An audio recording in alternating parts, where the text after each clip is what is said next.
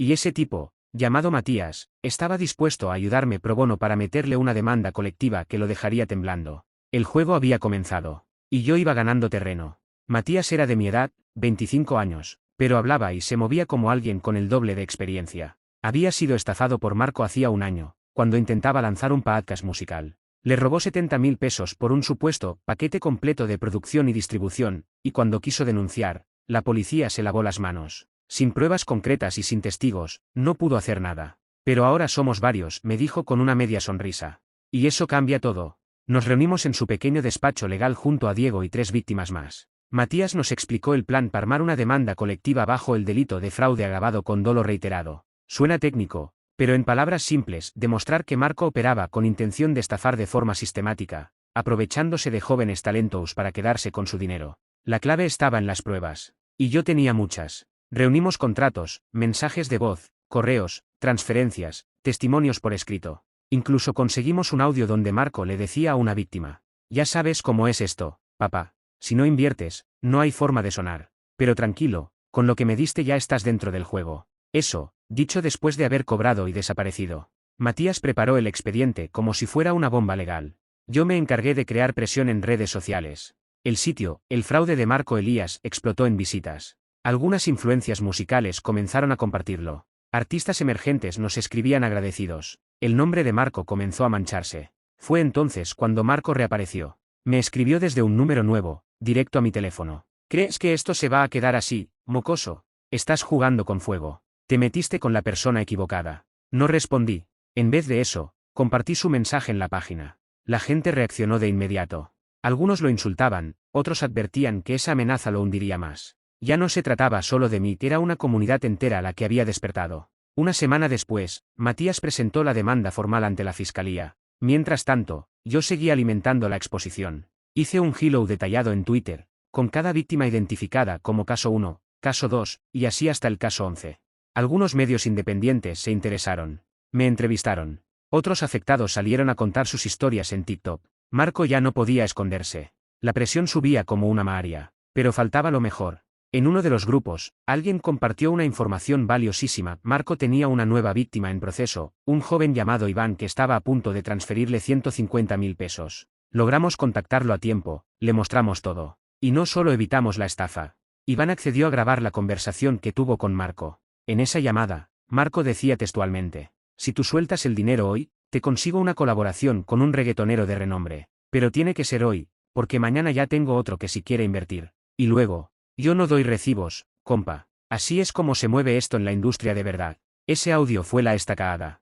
Matías sonrió cuando lo escuchó. Ahora sí, tenemos cómo enterrarlo. El caso comenzó a tomar fuerza en los tribunales. Gracias a la insistencia de Matías y a la atención mediática que habíamos generado, un fiscal de la Unidad de Delitos Patrimoniales accedió a revisar nuestro expediente con seriedad. La demanda colectiva fue aceptada y se inició una investigación formal contra Marco Elías. Yo me sentía imparable. Por primera vez en meses, podía dormir tranquilo. Las cosas avanzaban. La justicia, la verdadera, comenzaba a tomar cartas en el asunto. Pero Marco no era un estafador cualquiera. Era astuto, manipulador, y no estaba dispuesto a caer sin pelear. Una noche recibí una llamada desconocida. Contesté, y al otro lado, una voz femenina, calmada, pero firme, me dijo: ¿eres tú el que está detrás de la página esa de Marco? ¿Quién habla? Respondí: no importa.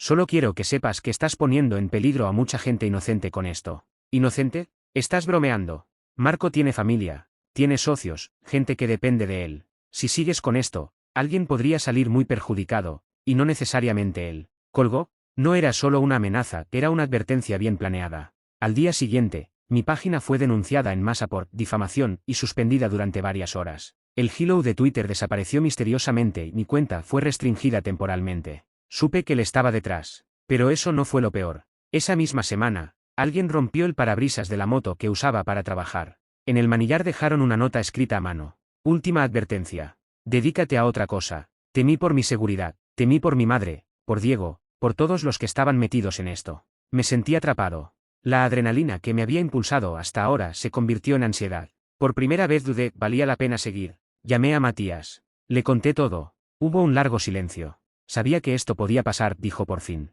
Pero si retrocedes ahora, todo el trabajo se va al caño. Eso es lo que él quiere. Nos están intimidando, Matías. Esto va más allá de un estafador cualquiera. Este tipo tiene contactos, gente que lo protege. Entonces es hora de que consigamos nuestros propios aliados. Y los conseguimos. Un periodista de investigación, Daniel Uribe, se interesó en el caso. Trabajaba en un medio digital con mucho alcance. Cuando le mostramos todo el material que teníamos, dijo con los ojos encendidos: esto no es solo una estafa, es una red. Aquí hay lavado de dinero, evasión fiscal y quizá hasta vínculos con el crimen. Nos pidió una semana para investigar a fondo. Aceptamos. Durante esos días, me moví con más precaución. Instalé cámaras en casa, cambié de número de teléfono, y evité salir de noche. No era paranoia, era precaución real. Diego también recibió amenazas anónimas. Marco ya no estaba defendiéndose, estaba contraatacando. Pero ya no éramos solo dos chicos peleando contra una serpiente. Teníamos a Matías, a las otras víctimas, y ahora a un periodista con sed de verdad. Y cuando Daniel publicó el reportaje, todo estalló. El título era demoledor. El productor de las promesas vacías, Fradeis, estafas y amenazas tras la máscara de Marco Elías. El artículo se volvió viral. Las autoridades se vieron forzadas a actuar con más rapidez. Los medios tradicionales replicaron la noticia. Se emitió una orden de presentación contra Marco. Su nombre dejó de ser una marca de éxito para convertirse en sinónimo de engaño. Y, aún así, yo sabía que Marco no se iba a rendir tan fácilmente. Porque cuando alguien ha vivido de mentir durante años, la verdad no solo lo destruye, lo enloquece. Cuando el reportaje de Daniel se volvió viral, Marco desapareció. No había rastro suyo en redes, su número fue dado de baja y la dirección fiscal que figuraba en su contrato resultó ser falsa. La policía comenzó a buscarlo, pero como buen estafador, Marco ya había planeado su retirada. O eso creía él. Durante días, los medios lo mostraban como un símbolo de corrupción en la industria musical emergente. Su nombre era tendencia, pero esta vez no por buenas razones. Las víctimas que antes tenían miedo comenzaron a hablar, una tras otra. En total, 16 personas presentaron denuncias formales. El caso era ya imparable. Sin embargo, algo seguía sin cuadrarme. Todo era demasiado calculado. Marco había sido muy hábil durante años y me costaba creer que simplemente se le hubiera ido de las manos. Me sentía inquieto, como si estuviéramos viendo solo la punta del iceberg. Decidí indagar más. Usé el número de cuenta bancaria al que yo le había depositado el dinero, y con ayuda de Matías, que tenía acceso a herramientas legales, rastreamos la cuenta hasta una empresa fantasma registrada en Guadalajara. El nombre del titular no era Marco Elías. Era Ricardo Tapia. No entendía nada. Matías me explicó que muchas veces los estafadores usan identidades alternas o socios que les prestan su nombre para operaciones sucias. Pero Ricardo Tapia no era un simple prestanombres. Este tipo tiene antecedentes penales por fraude desde hace 7 años, me dijo Matías. Estuvo preso un tiempo, luego desapareció. Y entonces algo hizo clic en mi cabeza. Fui directo a la galería de fotos del Instagram de Marco. Entre todas sus imágenes pulidas y editadas, encontré una vieja publicación, de hace más de 4 años. Era una imagen borrosa, de una fiesta, en la que él posaba abrazado con otro hombre, más grande, con gafas oscuras y rostro serio. Tenía la misma complexión, la misma sonrisa torcida, solo que más envejecido. Era Ricardo Tapia. Marco Elías nunca existió. Era solo un alias. Habíamos estado detrás de una máscara todo este tiempo. Marco no era un hombre, era un personaje. Una marca construida para estafar. Llamé a Daniel de inmediato y le conté lo que habíamos descubierto. Su reacción fue inmediata. Esto ya no es solo un reportaje. Esto es una bomba. Vamos a exponerlo todo. Publicó una segunda parte del artículo. Marco Elías no existe, el verdadero rostro del estafador de la nueva escena musical. Y ahí sí, el infierno se desató. A los 2 días, una mujer que decía haber sido pareja de Ricardo Tapia durante años se contactó con nosotros. Nos dio más información, incluso direcciones donde él había estado escondido, y confesó que sabía que algo raro hacía, pero nunca imaginó que llegaría tan lejos. Ella fue quien finalmente nos dio la ubicación exacta de una casa en la periferia de León, Guanajuato. Avisamos a las autoridades. Y por primera vez en meses, lograron localizarlo. Fue detenido sin hacer escándalo. Iba con gafas de sol, una goura, y un pasaporte falso en la mochila. Según los agentes, planeaba huir del país en cuestión de días. Lo atrapamos justo a tiempo. Ahora que Marco, o, mejor dicho, Ricardo Tapia, estaba bajo custodia, creí que por fin podría respirar en paz. Pero lo que no sabía es que su caída pública apenas era el principio. Porque había más nombres involucrados, más víctimas, y una industria dispuesta a barrer la suciedad bajo la alfombra. Y yo no estaba dispuesto a permitirlo. La detención de Ricardo Tapia, alias Marco Elías, fue como un sismo que sacudió los cimientos de una industria podrida. Durante días, los noticieros repitieron imágenes suyas esposado, con la cabeza baja, mientras lo subían a la patrulla. Algunos lo llamaban el estafador de la nueva ola, otros el productor fantasma. Para mí, Simplemente era el tipo que me había robado mis sueños, y que ahora empezaba a pagar por ello. Pero con su arresto surgieron nuevas preguntas. ¿Cómo pudo operar tantos años sin ser detenido? ¿Cómo pudo moverse por estudios de grabación, festivals y medios sin que nadie sospechara nada? Daniel, el periodista, me llamó un día con una voz distinta, más tensa que de costumbre. Tienes que venir. Encontré algo que no te va a gustar.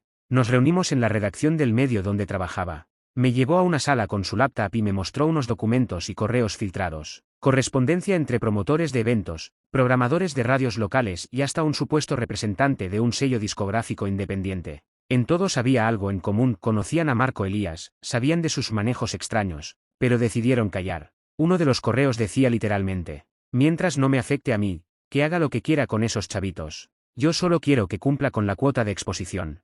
Otro: no es la primera vez que Marco desaparece con la plata, pero el tipo tiene buenos contactos. Mejor no me meto. Me hervía la sangre. No solo nos habían robado dinero y oportunidades, también habían jugado con nuestra ilusión, y nadie quiso detenerlo. Porque para ellos, nosotros éramos desechables. Le mostré esa información a Matías. La posibilidad de ampliar la demanda crecía cada día. Podemos incluir a los cómplices por omisión, me dijo con convicción. Y si esos correos son reales, también podrían ser cómplices por encubrimiento. La idea me parecía justa, pero también peligrosa. Estas personas tenían poder, contactos y recursos. Lo que habíamos hecho hasta ahora era grande, sí, pero si íbamos más allá, ya no habría vuelta atrás. Fue entonces cuando Diego habló. Habíamos quedado en su casa esa tarde, para comer y distraernos un poco del caos. Si paramos aquí, solo atrapamos a uno, dijo mientras removía el arroz con el tenedor. Pero si seguimos, podemos abrirle los ojos a toda una generación. ¿Sabes cuántos chicos como nosotros caen en esto todos los años? Tenía razón. No podíamos detenernos. Así que publicamos un tercer artículo, titulado Silencio cómplice, los nombres detrás del encubrimiento de Marco Elías. Con nombres, fechas, capturas y correos reales. El escándalo fue brutal. Uno de los promotores perdió su trabajo. Una emisora local fue sancionada por no reportar los antecedentes del productor. Un sello discográfico menor cerró sus operaciones tras recibir una inspección del SAT. La red comenzaba a romperse. Pero, por supuesto, eso tuvo consecuencias. Un día, al regresar a casa, encontré la puerta entreabierta. Adentro no robaron nada, pero mi guitarra, la única que me quedaba, estaba partida a la mitad sobre la cama. Y sobre ella, un papel con una sola frase escrita en tinta negra. Vas a acabar solo. Igual que todos los traidores. Y entonces lo entendí: te había tocado a gente que nunca pensó que alguien como yo pudiera hacerles frente. Pero también comprendí algo más poderoso. Ya no tenía miedo. El día del juicio llegó. Habían pasado 8 meses desde que comencé todo esto. 8 meses de lucha, amenazas, desgaste físico y emocional, pero también de unión, justicia y descubrimiento. Ricardo Tapia, el farsante detrás del alias Marco Elías, iba a ser juzgado públicamente. La sala estaba llena. Las víctimas, la prensa, algunos curiosos. Yo me senté en la segunda fila, junto a Matías y Diego. No quería estar en primera línea. No porque tuviera miedo, sino porque no quería robarle protagonismo a la verdad. Ricardo fue escoltado por 2 oficiales. Llevaba el uniforme naranja de recluso, y el rostro demacrado. Ya no era ese hombre carismático y confiado que había logrado estafar a decenas de soñadores. Ahora se veía vacío. El fiscal comenzó su exposición con todos los cargos: fraude agravado, suplantación de identidad, falsificación de documentos, amenazas, evasión fiscal y asociación delictuosa. Cada palabra pesaba como un ladrillo en el pecho. Cuando mostraron el dossier que habíamos armado desde el principio, con todos los casos documentados, sentí un nudo en la garganta. Luego vino el momento de los testimonios. Uno por uno, varios subimos al estrado. Cuando fue mi turno, el juez me pidió que dijera mi nombre completo y edad. Santiago Herrera Martínez, 25 años, dije con voz firme. Y luego conté mi historia. Cómo lo conocí, cómo me estafó, cómo me quitó el dinero, pero también cómo eso me transformó. No me limité a contar el daño. Hablé de la rabia, sí, pero también del impulso. De cómo decidí no quedarme de brazos cruzados. No estoy aquí por venganza, señoría, dije mirando al juez. Estoy aquí para que nadie más pase por lo que nosotros pasamos. Para que los que usan el talento y los sueños de otros como moneda de cambio entiendan que sus acciones tienen consecuencias. Cuando terminé, escuché un silencio que pesaba más que cualquier aplauso. Incluso Ricardo me miraba, aunque no con odio, como había temido, sino con resignación. Como si, por primera vez en su vida, supiera que había perdido. El juicio duró 3 días. El veredicto: culpable en todos los cargos. Ricardo Tapia fue sentenciado a 15 años de prisión, sin derecho a fianza, y obligado a pagar una compensación económica a cada una de sus víctimas. Aunque sabíamos que probablemente no nos devolvería ni la mitad de lo robado, la sentencia era clara, había justicia. Y más importante aún, había precedentes. Después del juicio, el ambiente cambió. Varios medios se acercaron a mí para entrevistas. Una productora me ofreció hacer un documental sobre el caso. Algunas organizaciones, sin fines de lucro, que apoyaban a artistas independientes me contactaron para crear campañas de prevención contra estafas. Mi nombre comenzó a sonar, pero no como músico, como el chico que se atrevió a levantar la voz. Durante semanas me pregunté si eso significaba que debía abandonar la música, o si todo esto me había cambiado para siempre. Pero fue Diego quien me lo aclaró un día. Tu música no murió, hermano. Solo está tomando otra forma. Y entonces decidí que sí, que era hora de volver a componer. Pero esta vez, mi voz ya no era solo mía. Era la de todos los que habían sido silenciados. Un año después del juicio, volví al escenario. No fue en un estadio, ni en una alfombra roja, ni con miles de personas aplaudiendo mi nombre. Fue en un pequeño teatro independiente, lleno de caras conocidas, víctimas, amigos, periodistas, incluso Matías y Diego, todos ellos, testigos y parte viva de esta historia. Subí al escenario con una guitarra nueva, regalo de mi madre, y una libreta donde había escrito mis nuevas canciones. Canciones que ya no hablaban de sueños imposibles, sino de resistencia, de verdad, de lucha, y de renacimiento. La primera canción la titulé Silencio Roto, y era un homenaje a todos los que alguna vez sintieron que no tenían voz. Cuando terminé de cantarla, no hubo aplausos estruendosos, hubo lágrimas, suspiros y una energía que me hizo entender que había sanado. No recuperé el dinero perdido. No gané fama internacional. Pero sí gané algo que pocos pueden presumir: mi dignidad. Y lo más importante, evité que otros fueran lastimados como yo lo fui. Marco Elías, o Ricardo Tapia, seguirá en prisión por muchos años. Pero su caída no fue solo por mi causa, sino por una comunidad que decidió despertar y unirse. Mi carrera musical ahora tiene un nuevo propósito. No se trata de éxitos virals ni de discos de oro. Se trata de contar historias reales. Historias como la mía, como la tuya, como la de cualquiera que haya sido subestimado y aún así, eligió no rendirse. Y si me preguntan si volvería a hacer todo lo que hice, incluso con las amenazas, el miedo y el dolor. Sí, 1000 veces sí. Porque a veces, para encontrar tu verdadera voz, primero tienes que perderlo todo.